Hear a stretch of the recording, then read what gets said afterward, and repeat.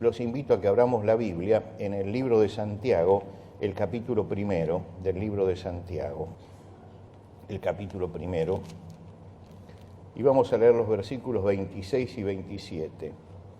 Dice Santiago: si alguno se cree religioso entre vosotros y no refrena su lengua, sino que engaña su corazón, la religión del tal es vana. La religión pura y sin mácula delante de Dios el Padre es esta: visitar a los huérfanos y a las viudas en sus tribulaciones y guardarse sin mancha del mundo. Si yo llevo esta Biblia a una biblioteca y pregunto y la entrego y la doy como donación, ¿en qué sector de la biblioteca va a estar? ¿Religión? Claro, es el sector religioso. ¿Por qué? Porque todos creen que este es un libro religioso y que habla de religión y que habla mucho de religión. ¿Cuántas veces aparece en la Biblia la palabra religión? Yo me hice esa pregunta: ¿cuántas veces aparece en la Biblia la palabra religión? Y anduve buscando. Aparece en la Biblia solamente 4 veces. 2 veces referidas a la religión judía. Una vez cuando lo acusan a Pablo y uno de los acusadores,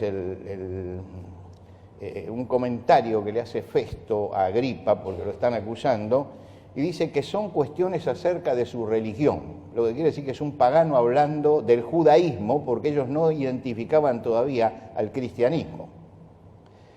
La otra vez, Pablo, cuando en su defensa ante Agripa, dice: la cuestión que nos está dividiendo es la religión de los judíos. Quiere decir que las 2 veces está dirigida a Israel. Quiere decir que las otras 2 veces son estas que nosotros hemos leído en Santiago. En las cartas apostólicas aparece 2 veces solamente en enseñanza la palabra religión. Ahora, la palabra religioso aparece 2 veces en toda la Biblia. Una vez es la que Pablo dice en Atenas: en todo veo que sois muy religiosos, a los paganos. Y después esto que dice Santiago, quiere decir que ninguno de los que escribió la Biblia habla del cristianismo como una religión, y tampoco de los cristianos como personas religiosas, salvo Santiago. Santiago es el que dice esto y el que manifiesta el tema de la religión. Se prioriza en la palabra de Dios, se prioriza la palabra creyente y la palabra fe antes, fe cristiana o creyente en Cristo, antes que la palabra religión. Ahora, ¿por qué es esto? Cuando uno se define como a mí me definen a veces alguien y dicen: fulano de tal es una persona muy religiosa. Y en muchos casos yo sé que es un sinvergüenza. Y entonces yo encuentro una contradicción, me dice: es muy religioso. ¿Qué es lo que cree realmente? ¿Y por qué dice que es religioso? Bueno, porque cumple todos los ritos, porque va a la iglesia todos los domingos, porque canta, no sé, porque cumple con todo eso, entonces es muy religioso. Pero la religión no aparece en su vida práctica. Fíjense que cuando nuestros diputados juran sobre los santos evangelios. Ahora, cuando alguien jura sobre los santos evangelios, es porque está adhiriendo a la autoridad de Dios, está adhiriendo a los principios cristianos, está diciendo: yo participo de esto, por eso pongo la mano y juro por estos santos evangelios. Ahora, cuando tiene que hacer la ley, hace una ley del aborto, que está contra los evangelios. Y entonces yo digo: ¿y entonces qué tenemos allí? Yo miro la Cámara de Diputados y con todo respeto lo digo porque algunos se sienten ofendidos cuando digo estas cosas, pero digo, tenemos un hato bastante grande de hipócritas que juran sobre los santos evangelios y después hacen en las leyes cualquier cosa. Y esto hay que decirlo, es la verdad. La verdad es que hay un cristianismo formal al que adhiere un montón de gente, pero que realmente la parte práctica de la fe cristiana no se ve, y lo estamos viendo en estos días, donde muchos dicen: yo soy cristiano pero estoy a favor del aborto. Entonces usted dice, ¿qué entendió de la fe cristiana? ¿Qué entendió de la defensa a la vida? ¿Qué entendió de lo que dice la palabra de Dios acerca de la vida en el vientre de la madre? ¿Qué entendió? ¿Dónde está el cristianismo tan cacareado en nuestro país? ¿Dónde está? Yo creo que Santiago tiene una gran virtud, por eso usa el término. ¿Por qué? Porque Santiago está subrayando que la fe tiene que ser práctica y que la práctica de la fe es lo que marca la religiosidad de la persona. Quiere decir que Santiago utiliza el término religión y resulta extraño porque no lo utiliza Pablo en sus cartas, no lo utiliza Juan en sus cartas, es el único que utiliza en sus cartas.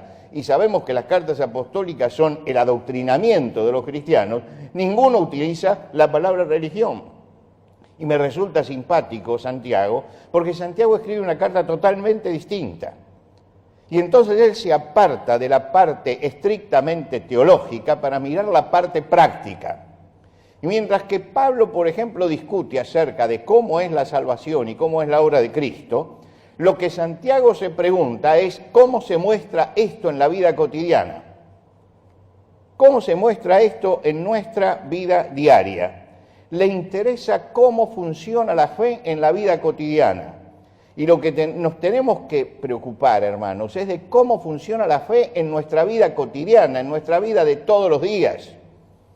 A él le interesa que los que se consideran cristianos, si tienen su fe puesta en Jesucristo, vivan como cristianos. Y entonces eso sería verdaderamente religión cristiana. Pero si no viven como cristianos, entonces está viviendo cualquier religión menos la religión cristiana. Algunos dicen, tiene diferencias con Pablo. No, no tiene diferencias, coinciden los dos. Cuando Pablo establece los principios teológicos, los principios base de la fe, él valora el alcance de la fe en la salvación del hombre y dice que nos salvamos no por obras, sino por la fe en Jesucristo. Santiago establece los principios activos.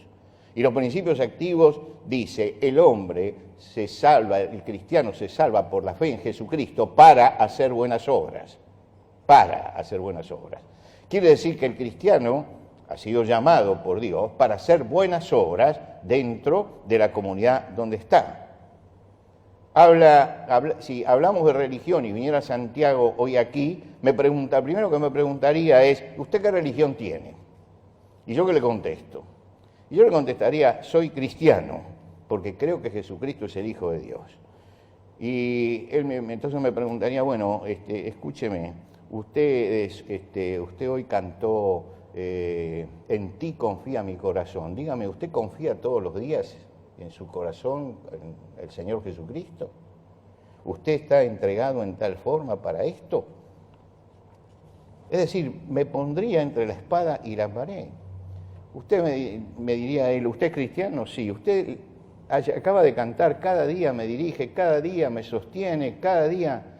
¿Usted realmente todos los días, en todas sus decisiones, busca la dirección de Dios para su vida? Esta es la pregunta. Esta es la pregunta. Hemos cantado, en mi vida gloria te doy. Dígame, ¿usted vive glorificando a Dios en su vida? Porque viene el domingo y le está diciendo eso a Dios. ¿Y usted lo vive eso?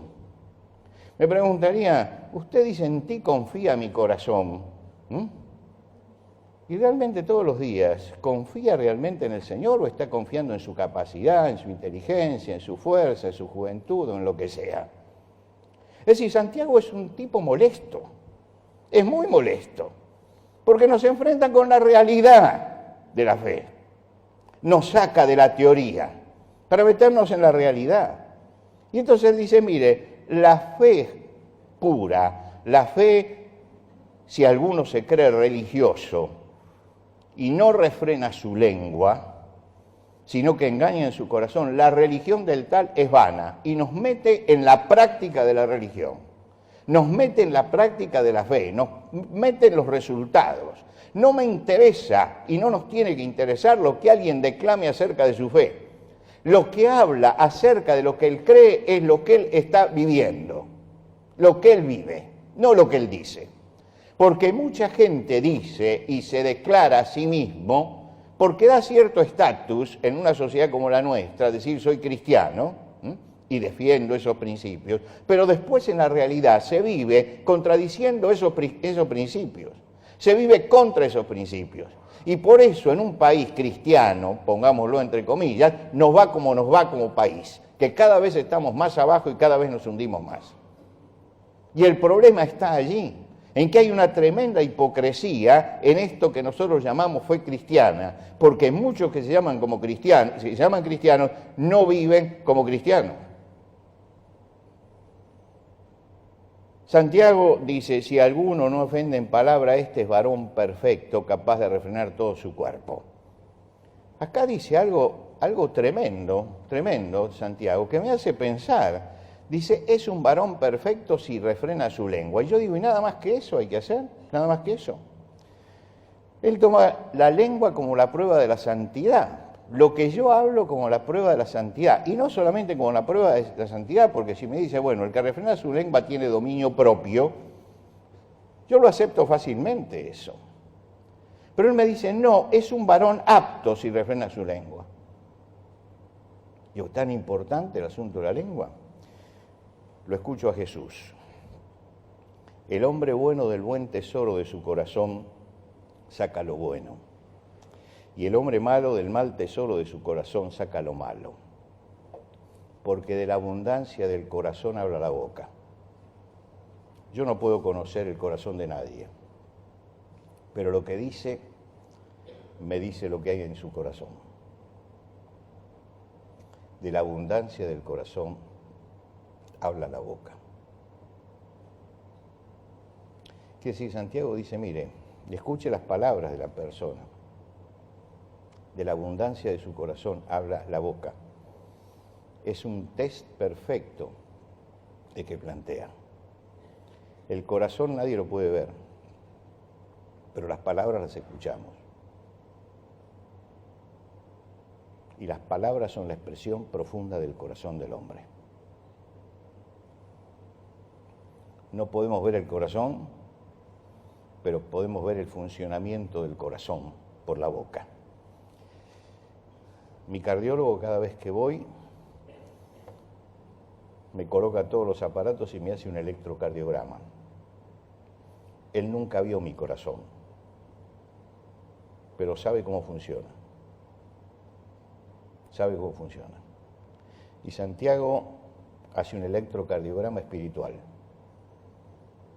Dice, fíjese cómo habla y sabe cómo funciona el corazón de la persona. Porque de la abundancia del corazón, dice Jesús, habla la boca. De lo que tenga en abundancia, habla la boca. Y la segunda manifestación que dice él acerca de la religión, dice, la religión pura y sin mácula, delante de Dios el Padre, es esta: visitar a los huérfanos y a las viudas en sus tribulaciones y guardarse sin mancha del mundo. Es decir, vivir en santidad, pero preocuparse, visitar a los huérfanos y a las viudas. Coincide con el profeta Isaías, que también hacía ese pedido, pero claro, 700 años antes de Santiago. Isaías decía, lavaos, limpiaos, quitad la iniquidad de vuestras obras, dejad de hacer lo malo, haced el bien, buscad el derecho, socorred al agraviado, haced justicia al huérfano, amparad a la viuda. Está diciendo lo mismo. Está diciendo, cuando la palabra de Dios habla del huérfano y de la viuda, esto yo lo he explicado muchas veces, está hablando del desamparado. El desamparado en aquel momento estaba totalmente desamparado, el huérfano y la viuda, porque faltaba la cabeza de la familia. Y entonces dice, bueno, el desamparado hay que hacerle justicia y hay que ampararlo. Y la tarea es esa. Tanto Isaías como Santiago hablan de la verdadera parte desamparada de cada sociedad. Para ellos, en su época, en su cultura, era la viuda y el huérfano. Nosotros tenemos que atender a las necesidades de la parte desamparada de la sociedad. Ahora, alguno me dirá, cuesta saber realmente dónde está la verdadera necesidad.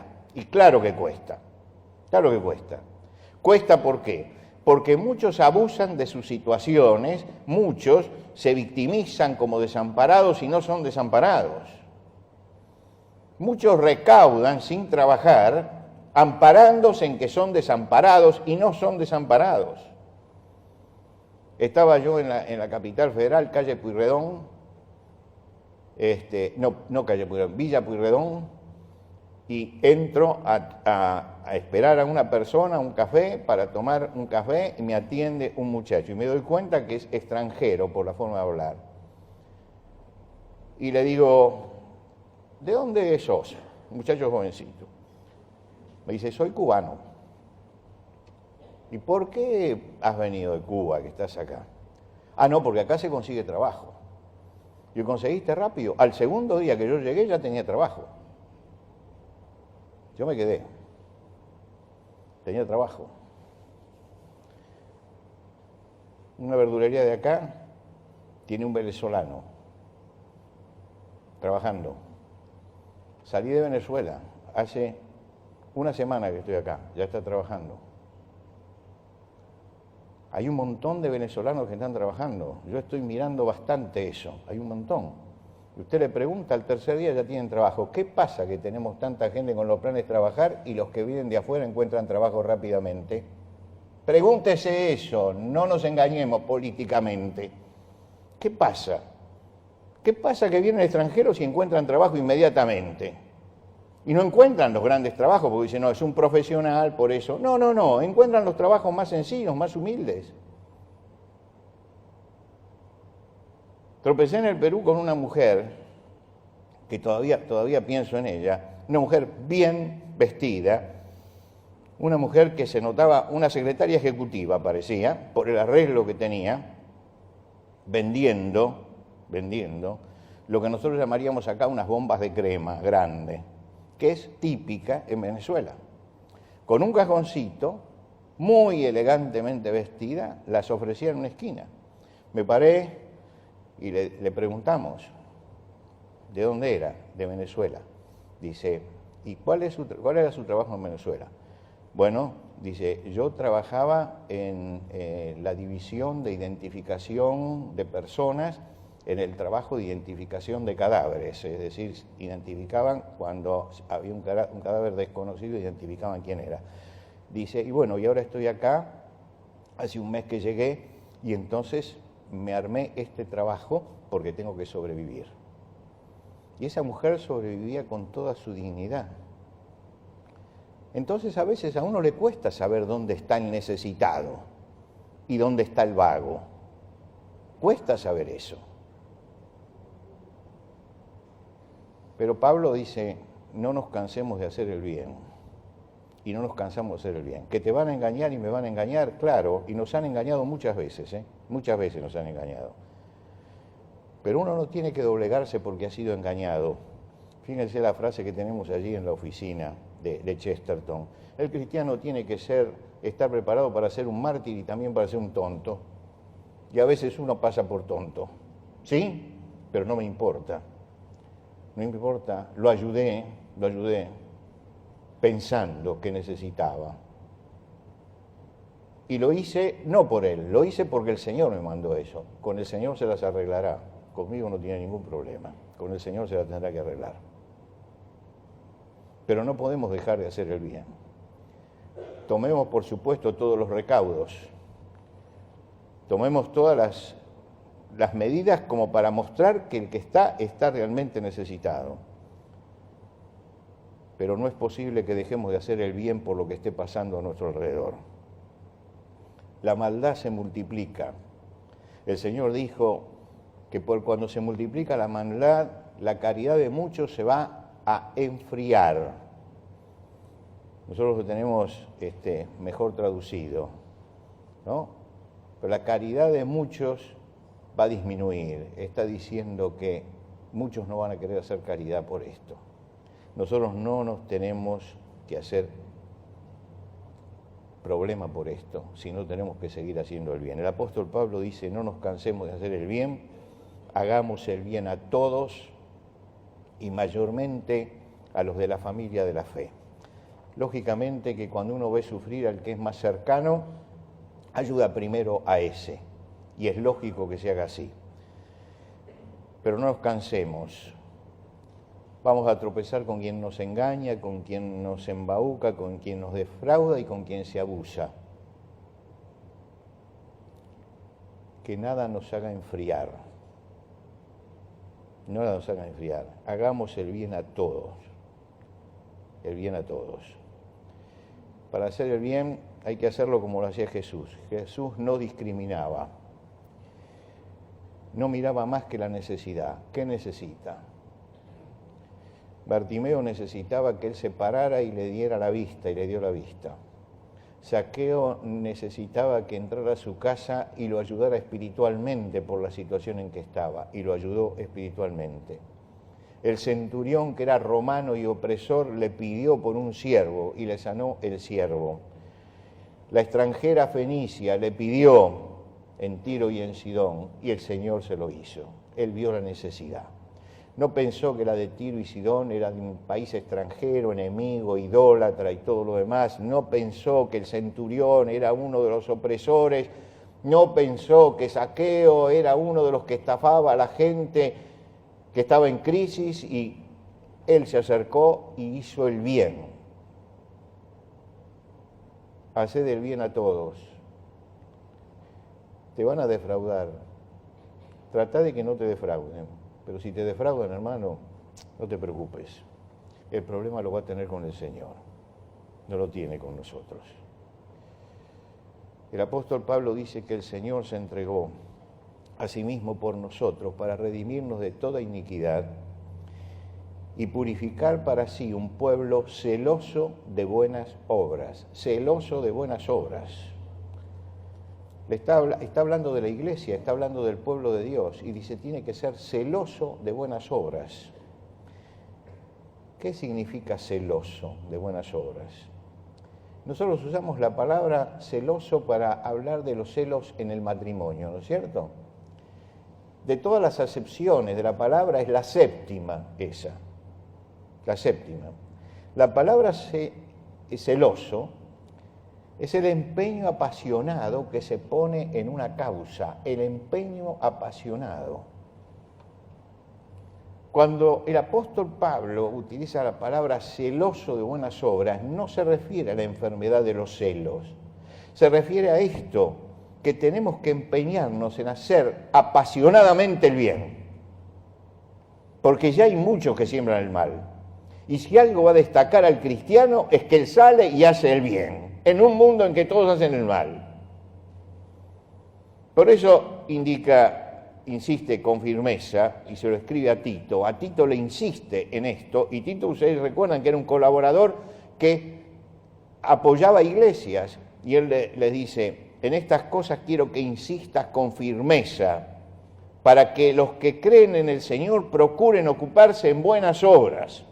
Está diciendo, insiste con firmeza, tienen que hacer buenas obras. Tenemos que aprender de esto, porque las buenas obras se aprenden. Dice, y que aprendan también los nuestros a ocuparse en buenas obras. En la carta a los Hebreos dice, y de hacer el bien y de la ayuda mutua, no os olvidéis, porque de tales sacrificios se agrada el Señor. El apóstol Juan dice que no tenemos que amar de palabra, sino de hecho y de verdad. ¿Cómo se ama? De hecho y de verdad. Se ama haciendo el bien a la otra persona.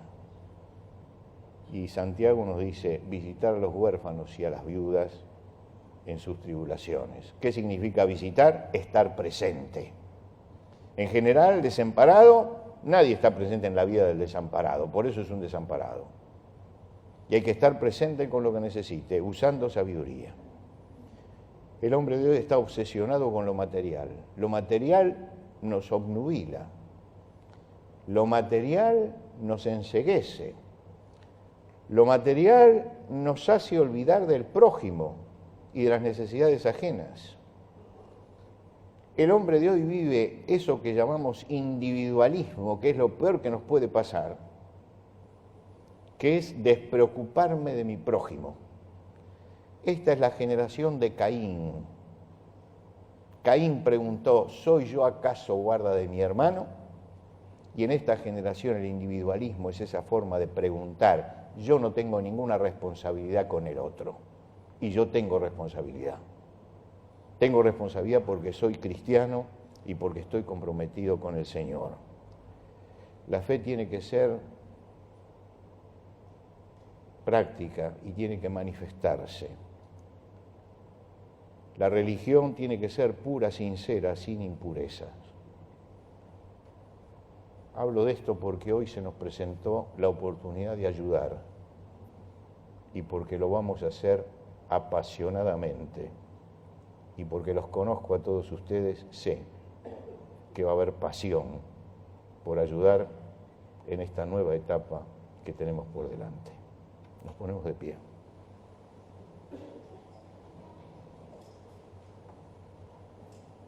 Señor, te damos gracias porque tú nos abriste la puerta de Conín y hemos podido ayudar y vamos a seguir ayudando prácticamente con los muchos voluntarios que están yendo. Pero te agradecemos porque lo que son los fondos los podemos derivar a otra obra que también necesita. Y así como te pedimos la bendición por lo que se estaba haciendo en Conín, te pedimos también la bendición sobre esta nueva obra y que tú nos ayudes a cubrir las necesidades que ellos tienen. Señor, iniciamos una semana en un tiempo difícil, y sabemos que las 2 semanas y media que vienen van a ser muy difíciles en nuestro país. Tiempos de enfrentamiento y de enfrentamiento duro contra los principios y las leyes tuyas. Te rogamos, Padre, que podamos mantener la serenidad, la calma, actuar con sabiduría, con inteligencia, sin agresividad, pero marcando, Señor, los principios que tú has dado para una sociedad que quiere ser sana e ir adelante. Te rogamos, Señor, reflexión para quienes tienen la tremenda responsabilidad de dictar las leyes, para que reaccionen y se den cuenta la responsabilidad que tienen en sus manos, para que sean realmente responsables en lo que hacen. Te pedimos, Señor, que esta semana que comenzamos, la palabra tuya obre en nosotros para que hagamos el bien a todos, para que manifestemos nuestra fe prácticamente. Bendícenos, Señor, ahora al salir, al ir a nuestras casas en este día, que es el día en que buscamos especialmente tu rostro, porque es el día del Señor. Danos paz, danos tranquilidad. En medio de la tormenta, que podamos mantener la calma y que nos afirmemos cada día en la esperanza y que mirando el horizonte pensemos que allí, en la meta final, estás tú. Y eso basta para nosotros. Recibe, Señor, nuestra adoración en el nombre de Cristo Jesús. Amén. Amén.